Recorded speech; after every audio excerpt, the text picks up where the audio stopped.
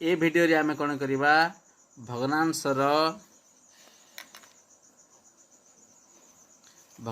रे किए बड़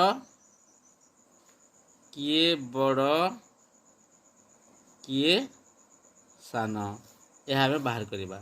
गोटे भग्नांश कह 1 विभक्त क 2 आ गोटे भग्नांश कह 2 विभक्त क 3 आ गोटे भग्नांश कह 3 विभक्त क 5 आ गोटे कह 4 विभक्त क 7।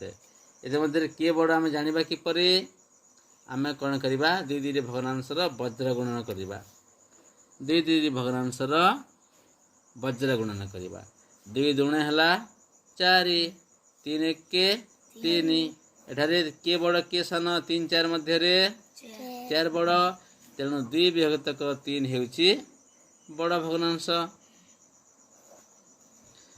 ठीक से ए दुईटा मध्य के बड़ के सान हेबो 5 4 20 7 3 21 एटी के बड़ के सान हेबो 21 अर्थात 3 विभक्त क 5। वर्तमान ए दुई भग्नांश को आउ थे आम वज्र गुणन करवा।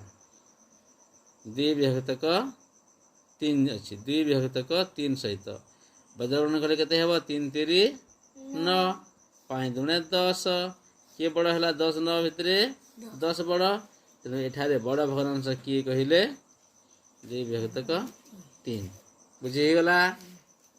धन्यवाद।